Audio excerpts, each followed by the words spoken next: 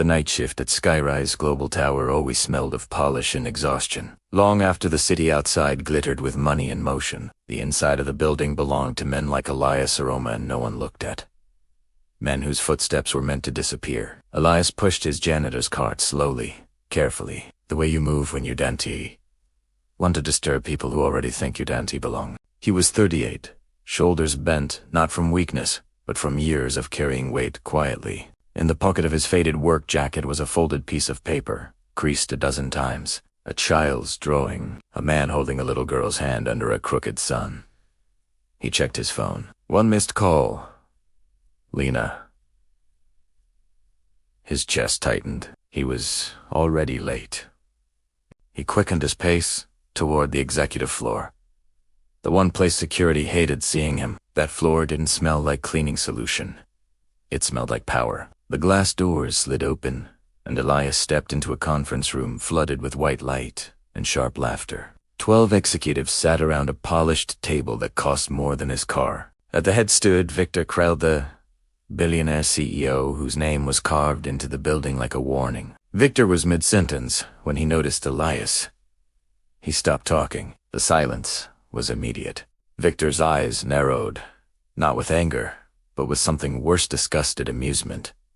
Who let him in here? Victor said. No one answered. Elias lowered his head and moved toward the corner, mop already wet, hands steady. He had learned long ago that silence was safer than pride. Victor laughed once, sharp and dry. Unbelievable, he said. We rediscussing a billion-dollar merger and someone thinks now is the time to clean floors. A few executives smiled. One looked away, embarrassed but quiet. Victor walked closer, his shoes clicking against the marble. Hey, he said, pointing at the floor near Elias's feet. You missed a spot. Elias nodded. Yes, sir. Victor leaned in, lowering his voice just enough to feel powerful. You know, he said, people like you always think if you work hard enough, someone will notice, that if you keep your head down long enough, life will reward you. He smiled. It won't. Laughter followed him as he walked back to the table. Elias felt the heat in his chest, the old familiar burn. He swallowed it. Always did. Because at 7 years old, waiting at a neighbor's apartment across town, was a little girl who still believed her father was the strongest man alive, and he refused to disappoint her. When his shift ended, Elias rode the bus home, hands rough, back aching. His apartment was small but clean, every corner cared for. Lena ran to him the second he opened the door, nearly knocking him over. Daddy, you're late. I know, Star, he said, lifting her anyway. I'm sorry. She looked at his face, the way children do searching for truth adults try to hide. Did someone say something mean again? She asked. Elias smiled softly. Some people forget how to be kind. She wrapped her arms around his neck. It's okay.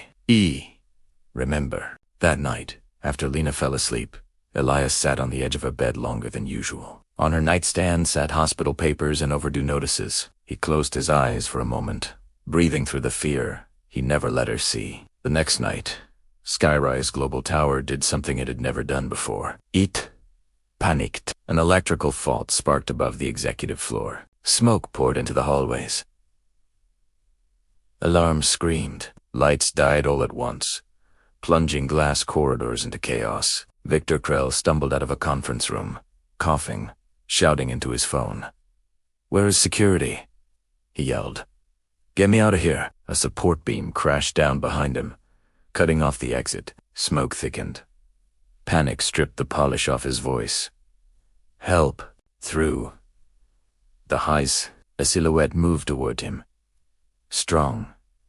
Steady.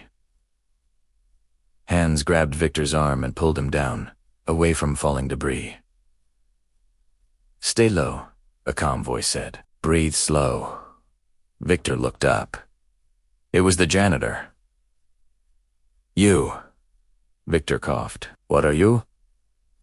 Elias didn't answer. He tore off his jacket and wrapped it tightly around Victor's bleeding arm. As he did, the sleeve of his shirt slid back, and Victor froze. On Elias's forearm was a tattoo worn, faded but unmistakable. A black compass. Coordinates etched beneath it. Victor's breath caught. "No," he whispered. "That's not possible." Years slammed into him all at once. Sand. Fire. Screams.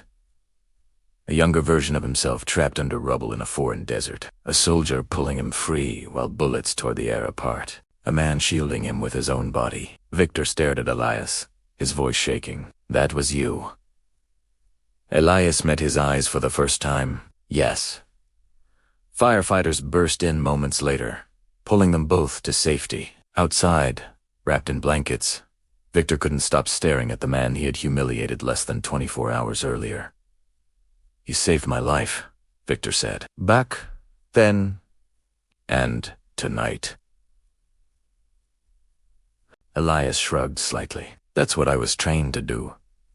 Why didn't you ever tell me who you were?" Elias looked at the building, lights flickering back on floor by floor. "Because heroes don't usually get believed," he said, "and janitors get believed even less." The next morning, the boardroom felt different. Victor stood at the head of the table, silent, while Elias waited near the door. "This man," Victor said finally, his voice tight, "saved my life. Twice." The room shifted. Faces changed. "I judged him by his uniform," Victor continued. "By his job, and I was wrong." He turned to Elias. "I'm sorry. Not the polished apology of a billionaire. A real one." Weeks later, Eli sat in a small school auditorium, clapping as Lena walked across the stage, smiling, fearless. She spotted him in the crowd and waved. Next to Elias sat Victor Krell, clapping just as hard. Lena leaned over and whispered, "Daddy, that man looks important." Elias smiled. "He is," he said, "but not for the reason people think.